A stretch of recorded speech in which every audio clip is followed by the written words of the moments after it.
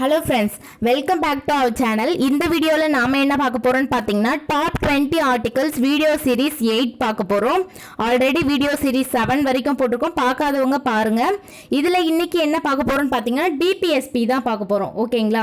டிபிஎஸ்பினா என்னென்னா directive principles of state policy. ஓகேங்களா? அரசின் நெறிமுறை கோட்பாடுகள். அரசின் நெறிமுறை கோட்பாடுகள்னா என்னன்னு பார்த்தீங்கன்னா அரசாங்கம் ஒரு திட்டங்களை செயல்படுத்தும் போதோ இல்லை மக்கள் நலன் சார்ந்த சட்டங்கள் ஏதாவது இயற்றும் போதோ இந்த 3 கோட்பாடுகளை அவங்க கவனத்தில் கொள்ளணும். அது என்ன 3 கோட்பாடுகள் அப்படின்னு பார்த்தீங்கன்னா சமதர்ம கோட்பாடுகள், காந்திய கோட்பாடுகள், தாராள அறிவு சார்ந்த கோட்பாடுகள். இந்த 3 சேர்ந்தது தான் அரசினுடைய நெறிமுறை கோட்பாடுகள். இது விதி 36ல இருந்து 51 வரைக்கும் சொல்றாங்க. ஓகேங்களா? இது பகுதி 4ல இருக்கு. பகுதி 4ல 36ல இருந்து 51 வரைக்கும் இதற்கான விதிகள் இருக்கு. ஓகேங்களா? இப்போ அடிப்படை உரிமைகளுக்கும் அரசினுடைய நெறிமுறை கோட்பாடுகளுக்கும் என்ன வித்தியாசம் அப்படின்னு பார்த்தீங்கன்னா இப்போ அடிப்படை உரிமைகள் மீறப்படும் போது நம்ம நீதிமன்றத்தில் முறையிடலாம். ஆனால் இந்த அரசாங்க நெறிமுறை கோட்பாடுகள் மீறப்படும் போது நம்மளால முறையிட முடியாது. இது ஜஸ்ட் அரசாங்கத்துக்கு ஒரு இன்ஃபர்மேஷன் தான், அறிவுறுத்தல்கள் மட்டும்தான். இதெல்லாம் அவங்க கடைபிடிக்கணும் அப்படின்றது. இது கட்டாயம் கிடையாது. ஓகேங்களா?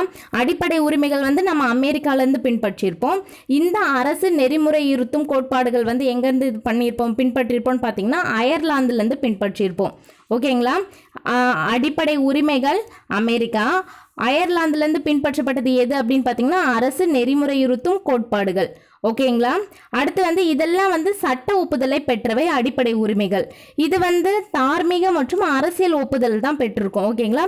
இது சட்ட ரீதியானது கிடையாது, ஜஸ்ட் அரசியல் ஒப்புதலை மட்டும்தான் பெற்றவை. ஓகேங்களா? அதுதான் இதுக்கான டிஃப்ரென்ஸ். இப்போ அடிப்படை உரிமைகள் மீறும் போது நம்ம நீதிமன்றத்தால் செயல்படுத்த முடியும், ஆனால் இதை எந்த நீதிமன்றத்தாலையும் கட்டாயப்படுத்த முடியாது. அதுதான் இதுக்கான மேஜர் டிஃப்ரென்ஸ். ஓகேங்களா? இப்போ வாங்க வீடியோக்குள்ளே போகலாம்.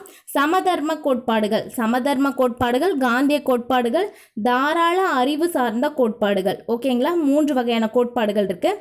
இதில் சமதர்ம கோட்பாடுகளில் என்னென்ன விதிகள்லாம் இருக்குதுன்னு பார்த்தீங்கன்னா ஃபர்ஸ்ட் ஒன் 38 விதி 38 என்ன சொல்கிறாங்க பார்த்தீங்கன்னா சமூக ஏற்றத்தாழ்வின்றி மக்கள் நலனை காத்தல். ஃபஸ்ட்டு அந்த ஒரு விதி மட்டும்தான் இருந்தது, சமூக ஏற்றத்தாழ்வின்றி மக்கள் நலனை காத்தல். இந்த பேர்லேயே பாருங்கள் சமதர்மம், அப்போது எல்லாருமே சமதர்மமாக இருக்கணுன்றதை பற்றி மட்டும்தான் இதில் பேசுவாங்க. ஓகேங்களா? அப்போது விதி 38 சமூக ஏற்றத்தாழ்வின்றி மக்கள் நலனை காத்தலை பற்றி பேசுகிறாங்க. அதுக்கப்புறம் அதில் 2வது டிவிஷனாக எதை கொண்டுட்டு வராங்க அப்படின்னு பார்த்தீங்கன்னா வருமானம், வாய்ப்புகள் மற்றும் வசதிகளில் உள்ள சமுதாய ஏற்றத்தாழ்வுகளை குறைக்கணும் அப்படின்றத சொல்றாங்க. ஓகேங்களா? ஃபர்ஸ்ட் சமூக லெவல்ல இருக்க ஏற்றத்தாழ்வுகளை குறைச்சி மக்கள் நலனை காக்கணும் அப்படின்றாங்க. அதுக்கப்புறம் பார்த்தா வருமானம், வாய்ப்புகள், வசதிகள்ல இருக்க சமுதாய ஏற்றத்தாழ்வுகளை குறைக்கணும் அப்படின்றாங்க. இது எந்த திருத்தத்தின் மூலம் சேர்க்கப்பட்டது அப்படின்னு பார்த்தீங்கன்னா இது 44வது திருத்தம் 1978 மூலம் சேர்க்கப்பட்டது. ஓகேங்களா? 44வது திருத்தம் 1978. இப்போ இங்க 4 இருந்தா 8, அதுவே 42வது திருத்தம் அப்படின்னு பார்த்தீங்கன்னா 1976. ஓகே. அடுத்து விதி 39 பார்த்தீங்கன்னா 39ல் ஒரு 6 வகையான பிரிவுகள் இருக்கு. என்னென்னு பார்க்கலாம் வாங்க. ஃபர்ஸ்ட் ஏ பார்த்தீங்கன்னா அனைத்து குடிமக்களுக்கும் தேவையான அளவு வாழ்வாதார உரிமையை வழங்குதல். அடிக்வேட்டான லிவ்லிவுட்டுக்கு என்னென்ன தேவையோ அந்த பேசிக் நீட்ஸ் எல்லாத்தையும் வழங்குறது. அப்படிதான் அனைத்து குடிமக்களுக்கும் தேவையான அளவு வாழ்வாதார உரிமையை வழங்குதல் தான் என்னது 39ல் ஏ. ஓகேங்களா? 39ல் ஸ்மால் ஏனா தான் இது. ஓகேங்களா? அடுத்து கேபிட்டல் ஏ அடுத்து பார்க்க போகிறோம், அதனால கன்ஃபியூஸ் ஆகிக்காதீங்க. 39ல் ஸ்மால் ஏ அப்படின்னா அனைத்து குடிமக்களுக்கும் தேவையான அளவு வாழ்வாதார உரிமையை வழங்குதல். பி பார்த்தீங்கன்னா சமுதாய வளங்களை சமூக நலனுக்காக சமமாக பங்கிடுதல். என்னென்ன வளங்கள்லாம் இருக்குது? மரபு சார் வளங்கள் இருக்குது, மரபு சாரா வளங்கள் இருக்குது. இது எல்லாத்தையுமே சமூக நலனுக்காக நம்ம சமமாக பங்கிடுதலை பற்றி சொல்கிறாங்க. ஓகேங்களா? அடுத்து சொத்துக்களும் வளங்களும் சிலரிடம் மட்டுமே குவிவதை தடுத்தல். சொத்துக்களும் வளங்களும் சிலரிடம் மட்டுமே குவிவதை தடுக்கணும். அதுதான் சி. 39ல் டி பார்த்தீங்கன்னா ஆண் பெண் இருபாலருக்கும் சம வேலைக்கு சம ஊதியம் அளித்தல். ஓகேங்களா, ஆண் பெண் இருபாலருக்கும் சம வேலைக்கு சம ஊதியம். 39ல் டி கேட்டாங்கன்னா சம வேலைக்கு சம ஊதியம், இது இம்பார்ட்டன்ட், மறக்கவே கூடாது. 39ல் டி ஆண் பெண் இருபாலருக்கும் சம வேலைக்கு சம ஊதியம். ஓகேங்களா, அடுத்து இ தொழிலாளர் மற்றும் குழந்தைகளின் நலனையும் வலிமையும் சுரண்டலில் இருந்து காத்தல். தொழிலாளர் மற்றும் குழந்தைகளோட நலனையும் வலிமையும் சுரண்டல்ல இருந்து காத்தல் தான் வந்து இ. 39ல் எஃப் குழந்தைகளினுடைய ஆரோக்கியமான வளர்ச்சிக்கான வாய்ப்புகளை உருவாக்குதல். குழந்தைகளின் ஆரோக்கியமான வளர்ச்சிக்கான வாய்ப்புகளை உருவாக்குதல். இது 42வது திருத்தம் 1976 மூலம் இவ்வாறு மாற்றி அமைக்கப்பட்டது. ஓகேங்களா, 39ல் மொத்தம் எத்தனை இருக்கு? 6 இருக்கு. ஃபர்ஸ்ட் என்ன பார்க்குறாங்க? அனைத்து குடிமக்களுக்கும் தேவையான வாழ்வாதார உரிமையை வழங்குறாங்க. ஃபர்ஸ்ட் அதாவது உணவு, உடை, இருப்பிடம், அந்த மாதிரியான பேசிக் நீட்ஸை மட்டும் ஃபர்ஸ்ட் வழங்கணும் அப்படின்னு நினைக்கிறாங்க. அதுக்கப்புறம் பாருங்க, சமுதாய வளங்கள்லாம் கொடுக்கணும். இப்போ ஒரு வீடு இருக்கு, வீடு அதாவது உணவு, உடை, இருப்பிடம் கொடுத்துட்டாங்க. அதுக்கடுத்து பார்த்தீங்கன்னா அவங்களுக்கு வந்து என்னென்ன தேவை? இப்போ ஒரு கரண்ட் வசதி, அந்த மாதிரி வசதியெல்லாம் தேவை. அப்படின்னா நம்ம சூரிய ஆற்றல்லேருந்து கரண்ட் எடுக்கிறோம், நிலக்கரியிலேருந்து கரண்ட் எடுக்கிறோம். அப்போ எல்லா வளங்களையும் சமுதாய நலனுக்காக நம்ம சமமாக பங்கிட்டா மட்டும்தான் அனைத்து மக்களுக்கும் எல்லா வளங்களுமே கிடைக்கும். ஓகேங்களா, அப்போ சமுதாய வளங்களை அடுத்து சமூக நலனுக்காக சமமாக பங்கிடுறாங்க. அடுத்து பார்த்தா அந்த வளங்கள் வந்து எல்லாருக்கும் வந்து போய் சரியாக சேரல. அப்போ என்ன பிரச்சனைன்னு பார்க்குறாங்க? அப்போ பார்த்தா சொத்துக்களும் வளங்களும் சிலரிடம் மட்டுமே போய் குவியுது. அப்போ அதை தடுக்கணும் அப்படின்னு யோசிக்கிறாங்க. அப்போ சொத்துக்களும் வளங்களும் சிலரிடம் மட்டுமே குவியதை தடுக்கிறாங்க. அதுக்கப்புறமும் ஆண் பெண் இருபாலருக்கும் சம வேலைக்கு சம ஊதியம் அளிக்கிறாங்க. ஆண் பெண் இருபாலருக்கும் சம வேலைக்கு சம ஊதியம் அளிக்கிறாங்க. அப்போ எல்லாருக்கும் சம வேலைக்கு சம ஊதியம் அளிச்சுட்டாங்க அப்படின்னா மட்டும் தொழிலாளர்கள் கிட்ட இருந்து அவங்க உழைப்பை மொத்தமாக நம்மளால வாங்கிட முடியுமா? முடியாது. அப்போ தொழிலாளர் மற்றும் குழந்தைகளின் நலனையும் வலிமையும் சுரண்டல்ல இருந்து காக்கணும். சிலர் வந்து நான் இவ்வளோ பணம் தரேன் உனக்கு, நீ 24/7 வந்து ஒர்க் பண்ணு அப்படின்னு சொன்னா அது தப்பு இல்லையா? அப்போ அது தப்பு. ஓகேங்களா, அப்போ தொழிலாளர் மற்றும் குழந்தைகளின் நலனையும் வலிமையும் சுரண்டல்ல இருந்து காக்கணும். அடுத்து பார்க்குறாங்க குழந்தைகளினுடைய வளர்ச்சி, ஆரோக்கியமான வளர்ச்சிக்காக. இது வந்து குழந்தைகளோட ஃப்ரீடம், எஃப்னு ஞாபகம் வச்சுக்கோங்க. குழந்தைகளின் ஆரோக்கியமான வளர்ச்சிக்கான வாய்ப்புகளை உருவாக்குறாங்க. இது எந்த திருத்தம் மூலம்? 42வது திருத்தம் 1976 மூலம் இவ்வாறு மாற்றி அமைக்கப்பட்டது. ஓகேங்களா, ஃபஸ்ட்டு வந்து வாழ்வாதார உரிமையை ஃபஸ்ட்டு கொடுக்கணும்னு நினைக்கிறாங்க. அதுக்கப்புறம் வளங்களை கொடுக்கலாம் அப்படின்னு யோசிக்கிறாங்க. அப்புறம் வளங்களை கொடுக்கலான்னு பார்த்தா வளங்கள் வந்து சிலர்கிட்ட மட்டுமே போய் குவியுது, அதை தடுக்கணும்னு நினைக்கிறாங்க. அதுக்கப்புறம் அந்த வளங்களை பிரித்து கொடுக்கறதுக்காக ஆண் பெண் இருபாலருக்கும் வேலையும் கொடுக்குறாங்க, சம ஊதியமும் கொடுக்குறாங்க. ஓகேங்களா, அப்போ ஆண் பெண் இருபாலருக்கும் வேலை கொடுக்குறாங்க அப்படின்றதுக்காக அவங்கள வந்து 24/7 நம்மளால் வேலை வாங்க முடியாது. அப்போ அதனால் வலிமையில் அவங்களுடைய நலனையும் வலிமையும் சுரண்டல்ல இருந்து நம்ம காக்கணும் அப்படின்றத யோசிக்கிறாங்க. அடுத்து குழந்தைகளோட ஆரோக்கியமான வளர்ச்சி, குழந்தைகளோட ஃப்ரீடம்காக அரசாங்கம் பாடுபடணும். ஓகேங்களா, இந்த 6 ஞாபகம் வச்சுக்கோங்க. அடுத்து 39ல் ஏ. ஓகேங்களா, கேபிட்டல் ஏ வந்ததுன்னா அனைத்து குடிமக்களுக்கும் சமமான நீதியை வழங்குதல் மற்றும் ஏழைகளுக்கு இலவச சட்ட உதவி வழங்குதல். ஓகேங்களா, 39ல் 2 சேஞ்சஸ்மே 42வது திருத்தம் 1976 மூலம் தான் சேர்த்திருக்காங்க. 38 அப்படின்னா 1978. ஓகேங்களா, 38 அப்படின்னா 1978 மூலம் சேர்க்கப்பட்டது. 39ல் 2மே வந்து 1976 மூலம் தான் சேர்க்கப்பட்டிருக்காங்க. ஏ அப்படின்னா எப்படி ஞாபகம் வச்சுக்கலாம்? அட்வொகேட் தானே நமக்கு சட்டம், நீதி அதெல்லாம் வந்து வழங்குறவங்க. அப்போ அனைத்து குடிமக்களுக்கும் சமமான நீதியை வழங்குதல் மற்றும் ஏழைகளுக்கு இலவச சட்ட உதவி வழங்கணும். ஓகேங்களா, அடுத்து விதி 41 பார்த்தீங்கன்னா வேலைக்கான உரிமை. ஃபர்ஸ்ட் வந்து என்ன சொல்றாங்க? வேலைக்கான உரிமை கொடுக்கணும். வேலை செய்கிறோம், அந்த இடத்துல வந்து நம்மளோட டிக்னிட்டியை குறைக்கிற மாதிரி எதாவது பண்ணாங்க அப்படின்னா நம்ம கல்விக்காக உரிமை பண்ணுறோம். ஓகேங்களா, அந்த இடத்துல நான் இவ்வளோ படிச்சிருக்கேன், என்ன ஏன் இப்படி பண்ணுறீங்க அப்படின்ட்டு நம்ம கேட்போம்ல. அப்போது வேலைக்கான உரிமை ஃபஸ்ட்டு. அடுத்து வந்து கல்விக்கான உரிமை. அடுத்து மாற்றுத்திறனாளிகள், வேலைவாய்ப்பின்மை, வயது முதிர்வு, நோய்வாய்ப்படுதலினால் பாதிக்கப்படுவோர் அரசின் உதவிகளை பெற உரிமை. இவங்க எல்லாராலையும் போய் வந்து ஏர்ன் பண்ண முடியாது. அப்போ அவங்களுக்கு ஏதாவது வந்து நம்ம இது பண்ணோம் இல்லையா, அதுக்காக அதுக்காக அரசினுடைய உதவிகளை பெற அவங்க அதனால தான் மாற்றுத்திறனாளிகள், வேலைவாய்ப்பற்றவங்க, வயது முதிர்ந்தவங்க, நோய்வாய்ப்பட்டவங்க அவங்க எல்லாருக்குமே வந்து சில திட்டங்களை வந்து அறிமுகப்படுத்தி அதன் மூலம் அவங்களுக்கு வந்து ஏர்னிங்ஸ் கிடைக்கிற மாதிரி அவங்களுடைய வாழ்வாதாரத்தை பூர்த்தி பண்ணிக்கிற மாதிரி அரசு செய்கிறாங்க. ஓகேங்களா. ஃபர்ஸ்ட் ஒன் வந்து வேலைக்கான உரிமை, அடுத்து கல்விக்கான உரிமை, அடுத்து மாற்றுத்திறனாளிகள் மற்றும் வேலைவாய்ப்பின்மை, வயது முதிர்வு, நோய்வாய்ப்படுதலினால பாதிக்கப்படுவோர் அரசினுடைய உதவிகளை பெறறதுக்கான உரிமை. ஓகேங்களா. அடுத்து விதி 42 சிறந்த முறையிலான பணிச்சூழல் மற்றும் பேறுகால சூழலினை உருவாக்குதல். சிறந்த முறையிலான பணிச்சூழல் மற்றும் பேறுகால சூழலினை உருவாக்குதல். இது வந்து 42 எதை பற்றி சொல்கிறாங்க? மெட்டர்னிட்டி ரிலீஃபை பற்றி சொல்கிறாங்க. ஓகேங்களா. இந்த பேறுகால சூழ்நிலை அப்போ விடுப்பு எடுக்கிறது, அவங்களுக்கு ஒரு நல்ல அட்மாஸ்பியரை உருவாக்கி கொடுக்கறது, அதை பற்றி சொல்கிறது தான் வந்து விதி 42. விதி 43 என்ன சொல்கிறாங்க? அனைத்து தொழிலாளர்களுக்கும் நியாயமான கூலி, சிறந்த வாழ்க்கை தரம், சமூக மற்றும் கலாச்சார வாய்ப்புகளை உறுதி செய்தல். அனைத்து தொழிலாளர்களுக்கும் நியாயமான கூலி தரணும். ஓகேங்களா. சிலரை ஏமாற்றி நம்ம அவங்களோட உழைப்பை மட்டும் சுரண்டிட்டு அவங்களுக்கு கூலி கொடுக்காம விடக்கூடாது. அனைத்து தொழிலாளர்களுக்கும் நியாயமான கூலி கிடைக்கணும், சிறந்த ஒரு வாழ்க்கை தரம் அவங்களுக்கு அமைச்சு கொடுக்கணும், சமூக மற்றும் கலாச்சார வாய்ப்புகளையும் அவங்களுக்கு உறுதி செய்யணும். அதை பற்றி சொல்கிறது தான் வந்து 43. மொத்தமாக பார்த்தா இது ஒரு 6 விதி தான் இருக்குது. அதில் சில டிவிஷன்ஸ் இருக்குது. ஓகேங்களா. இப்போ இன்னொரு தடவை பாருங்கள். விதி 38 என்ன சொல்கிறாங்க? ஃபஸ்ட்டு சமூகத்தில் ஏற்றத்தாழ்வு இருக்கக்கூடாதுன்றாங்க. அதுக்கப்புறம் பார்த்தா வருமானம், வாய்ப்புகள், வசதிகளில் இருக்க ஏற்றத்தாழ்வை குறைக்கிறாங்க. விதி 39 பார்த்தீங்கன்னா அனைத்து குடிமக்களுக்கும் தேவையான அளவு வாழ்வாதார உரிமையை கொடுக்கணும்னு நினைக்கிறாங்க. அதுக்கப்புறம் சமுதாய வளங்களை கொடுக்கணும்னு நினைக்கிறாங்க. வளங்களை கொடுக்கும்போது சொத்துக்களும் வளங்களும் சிலரிடம் மட்டுமே குவியுது, அதை தடுக்கணும்னு நினைக்கிறாங்க. அந்த தடுக்கிறதுக்காக அந்த வளங்களை வந்து நல்ல முறையில் பயன்படுத்துறதுக்காக ஆண் பெண்களுக்கு வந்து இருபாலருக்குமே வேலை கொடுத்து சம ஊதியம் அளிக்கிறாங்க. 39D ரொம்ப இம்பார்ட்டன்ட். அடுத்து தொழிலாளர் மற்றும் குழந்தைகளினுடைய நலனையும் வலிமையும் சுரண்டலிருந்து காக்கணும்னு நினைக்கிறாங்க. F வந்து ஃப்ரீடம், குழந்தைகளோட ஆரோக்கியமான வளர்ச்சி வாய்ப்புகளை உருவாக்குறத யோசிக்கிறாங்க. அடுத்து 39A அனைத்து குடிமக்களுக்கும் சமமான நீதியை வழங்குதல் மற்றும் ஏழைகளுக்கு இலவச சட்ட உதவி வழங்குதல். ஏன்னா அட்வொகேட்டு, அப்போ 39A சமமான நீதி, சட்டம். ஓகேவா, மறக்கவே கூடாது. அடுத்து விதி 41 வேலைக்கான உரிமை. நான் வேலை செய்ய போகிறேன், அங்கே என்னோட டிக்னிட்டியை குறைக்கிறாங்க, நான் உடனே கல்விக்கான உரிமையை பற்றி பேசுகிறேன். அதுக்கடுத்து பார்த்தீங்கன்னா மாற்றுத்திறனாளிகள் வேலை வாய்ப்பு. இந்த வேலைக்கான உரிமையும் கல்விக்கான உரிமையும் தான் ஃபர்ஸ்ட் எது வரும், செகண்ட் எது வரும்ன்றது குழம்பும். அப்போ அதனால தான் நம்ம எப்படி ஞாபகம் சொன்னோம், வேலைக்கு போகிறோம் ஃபஸ்ட்டு, அங்கே நம்மளுடைய டிக்னிட்டியை குறைக்கிறாங்க, அதுக்காக நான் வந்து கல்வியை பற்றி பேசுகிறேன். ஓகேவா. அப்போ வேலை, கல்வி, அதுக்கப்புறம் தான் இது வந்து பொதுவாக நம்ம தேர்ட் வந்து கொஞ்சம் பெருசாக இருக்கிறதுனால அது நமக்கே ஸ்டோர் ஆகிடும். மாற்றுத்திறனாளிகள், வேலைவாய்ப்பின்மை, வயது முதிர்வு, நோய்வாய்ப்படுதலினால் பாதிக்கப்படுவோர் அரசின் உதவிகளை பெற உரிமை. ஓகேவா.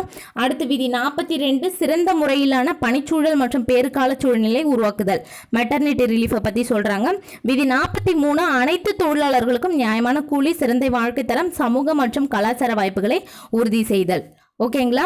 அடுத்து வந்து 43A. 43A பார்த்தீங்கன்னா தொழிற்சாலைகளின் நிர்வாகத்தில் தொழிலாளர்களும் பங்கு பெற நடவடிக்கை எடுத்தல். இது வந்து 42வது திருத்தம் 1976 மூலம் சேர்க்கப்பட்டது. 43A.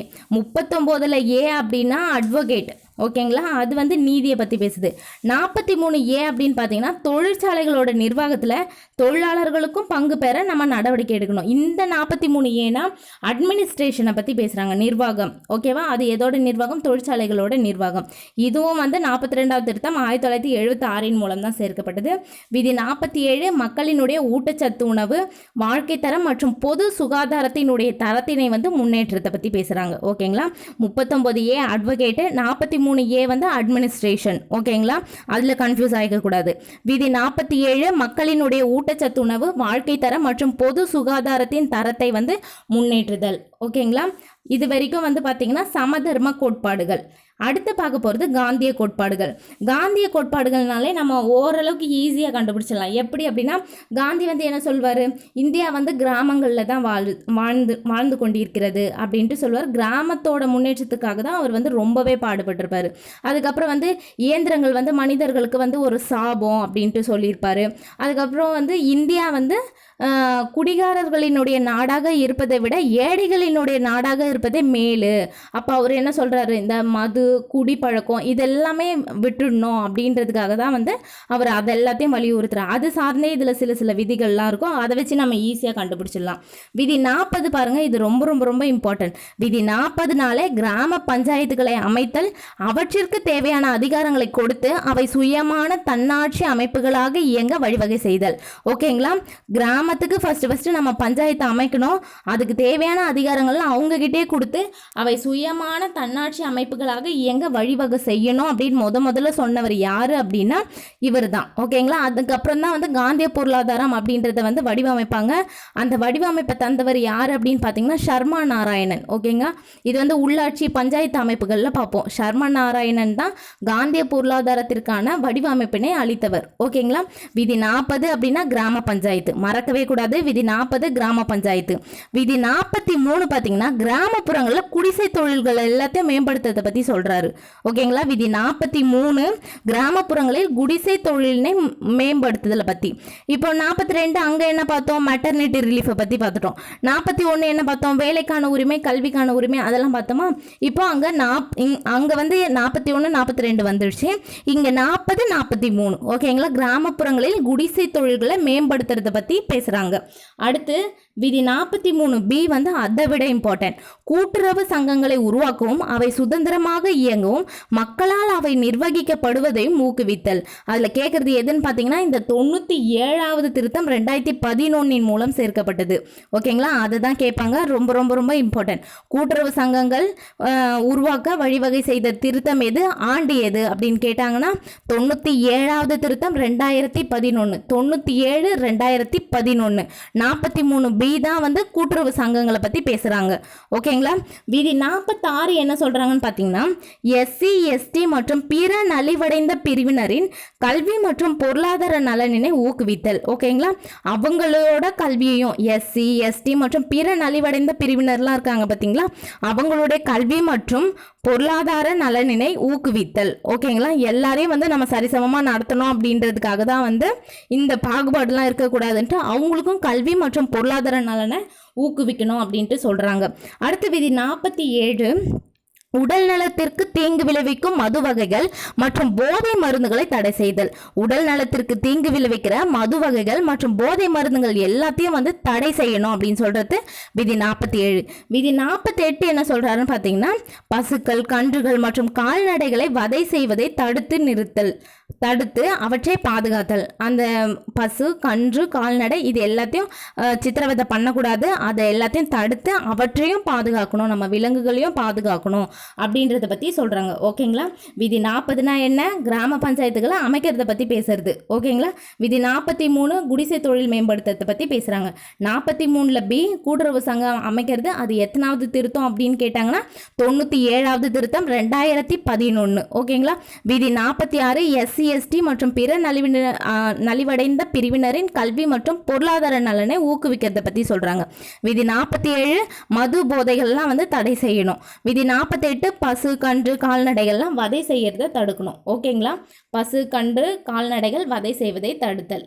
ஓகே, கிராம பஞ்சாயத்து 40, 43 குடிசை தொழில், 43B கூட்டுறவு சங்கம், 46 SC ST, 47 மது போதை மருந்தை தடை செய்யறதை பற்றி, 48 பசுக்கள் கன்றுகள் மற்றும் கால்நடைகளை வதை செய்வதை தடுத்து அவற்றை பாதுகாக்கிறது. இப்போ நம்ம இவ்வளோ ஆர்டிகல்ஸ் பார்த்துருப்போம், இது எல்லாத்தையுமே படிக்கணுமா அப்படின்ட்டு உங்களுக்கு டவுட் வரும். நீங்கள் வந்து இது எல்லாத்தையும் வந்து ஒரு 3 டைம்ஸ் வந்து நல்லா ரிவைஸ் மாதிரி பண்ணிகிட்டே வாங்க, உங்களுக்கு அதுவே வந்து ஸ்டோர் ஆகிடும். அதுக்கப்புறம் வந்து இந்த எல்லா ஆர்டிகல்ஸும் முடித்த பிறகு நான் ப்ரீவியஸ் இயர் கொஷினில் இருக்க ஆர்டிகல்ஸை மட்டும் எடுத்து போடுறேன். ஓகேங்களா, அப்போ அதை பார்க்கும்போது உங்களுக்கு அதில் ரிப்பீட்டடாக வந்தது மட்டுமே வந்து நல்லா மைண்டில் ஸ்டோர் ஆகிடும். இப்போ இதெல்லாம் வந்து நீங்கள் ஓரளவுக்கு பார்த்துக்கிட்டிங்கன்னா, சும்மா ஓரளவுக்கு ஒரு கிளான்ஸ் பார்த்துட்டே போனோம்னா நமக்கு வந்து ஆப்ஷன் வந்து எலிமினேட் பண்ணுறதுக்கு யூஸ் ஆகும். இப்போ இந்த ஆப்ஷன் வந்து இதில் தான் வரும் அப்படின்ட்டு, இப்போ காந்திய கோட்பாடுகளா அதில் 40 அதாவது 43, 43B, 46, 47, 48 தான் வரும். அப்போ அதை தவிர்த்து மற்றது ஏதாவது கொடுத்துருந்தாங்கன்னா அது எல்லாத்தையும் எலிமினேட் பண்ணிடணும். ஓகேங்களா? இதெல்லாம் வந்து ஒரு ரெஃபரன்ஸ்க்கு தான், நம்ம எதையுமே படிக்காமல் போயிடக்கூடாது. இப்போ குரூப் 1 எக்ஸாம்லேயே நிறைய ஆர்டிகல்ஸ் இன்க்ளூட் பண்ணி தான் கேட்டிருப்பாங்க. ஓகேங்களா? அதனால தான் அதுக்காக தான் இந்த வீடியோ சீரிஸ் செஷனே கொண்டுட்டு வந்தது. ஓகேங்களா? எல்லாத்தையுமே படிச்சுக்கணுமா அப்படின்னா எல்லாத்தையுமே நம்ம தெரிஞ்சு வச்சுக்கணும். ஓகேங்களா? குரூப் 2 வந்து குரூப் 4 லெவலுக்கு ரொம்ப ஈஸியாகவும் கேட்க மாட்டாங்க, குரூப் 1 லெவலுக்கு ரொம்ப டஃப்பாகவும் கேட்க மாட்டாங்க. அவங்க மாடரேட்டாக கேட்டாங்கன்னா நமக்கு வந்து ஹேண்டில் பண்ண தெரியணும். ஓகேங்களா? இப்போ படிக்கிறது எதுவுமே வேஸ்ட் ஆகிடாது. நீங்கள் நல்லா வந்து ரொம்ப மனப்பாடம் பண்ணணும்லாம் அவசியம் கிடையாது. ஜஸ்ட் இது வந்தால் இதுதான் இது வர்றதுக்கு இது வாய்ப்பே கிடையாது அப்படின்ற அளவுக்காச்சும் உங்களுக்கு ஒரு பேசிக் நாலேஜ் இருக்கணும். அப்போ தான் உங்களால் வந்து ஆப்ஷன் வந்து எலிமினேட் பண்ண முடியும். அந்த மாதிரி நீங்கள் இப்போ எதாவது டெஸ்ட்லாம் போட்டு பார்த்தீங்கன்னா அந்த மாதிரி பண்ணி பாருங்கள். ஓகேங்களா? பாலிட்டி சார்ந்து எதாவது பண்ணிகிட்டே இருந்தீங்கன்னா டெஸ்ட்லாம் நீங்கள் இப்போவே போட ஆரம்பிச்சிருந்தீங்க அப்படின்னா அந்த மாதிரி ஆப்ஷன் எலிமினேட் பண்ணுற மெத்தடில் போட்டு பாருங்கள். நான் இந்த வீடியோ சீரிஸ் ஃபுல்லாக முடிஞ்சதும், அதாவது ஆர்டிகல்ஸ் மட்டும் முடிஞ்சதும் மொத்தமாக என்னென்ன ஆர்டிகல்ஸ் வந்து ப்ரீவியஸ் இயரில் கேட்டிருக்காங்க அப்படின்றத எடுத்து போடுறேன். உங்களுக்கே ஒரு ஐடியா வந்துடும் எதெல்லாம் படிக்கணும் எதெல்லாம் படிக்கக்கூடாது அப்படின்ட்டு. ஆனால் எல்லாத்தையுமே ஒன்ஸ் உங்களுக்கு தெரிஞ்சிருக்கணும். ஓகேங்களா? இம்பார்ட்டன்ட் ஆர்டிகல் தான். நான் இதிலே வந்து சில இதெல்லாம் விட்டுட்டு தான் ரொம்ப மேஜரானது மட்டும்தான் கொடுக்குறேன். ஓகேங்களா?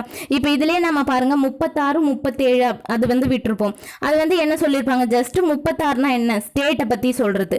37னா என்ன அப்படின்னா ஒரு அரசாங்கம் வந்து ஒரு கொள்கைகளை வடிவமைக்கும் போது இந்த கொள்கைகள் எல்லாத்தையும் வந்து ஃபாலோ பண்ணணும் அப்படின்றத மட்டும்தான் அந்த 37ல் சொல்லியிருப்பாங்க. அதுக்கப்புறம் இந்த 38லேருந்து தான் நமக்கு கொஷின்ஸ்லாம் வர ஆரம்பிக்கும். ஓகேங்களா? ஓகே ஃப்ரெண்ட்ஸ், இந்த வீடியோ உங்களுக்கு பிடிச்சிருந்தா லைக் பண்ணுங்கள், உங்கள் ஃப்ரெண்ட்ஸ்க்கு ஷேர் பண்ணுங்கள் அண்ட் கமெண்ட் பண்ணுங்கள், மறக்காமல் சப்ஸ்கிரைப் பண்ணுங்கள். தேங்க்ஸ் ஃபார் வாட்சிங்.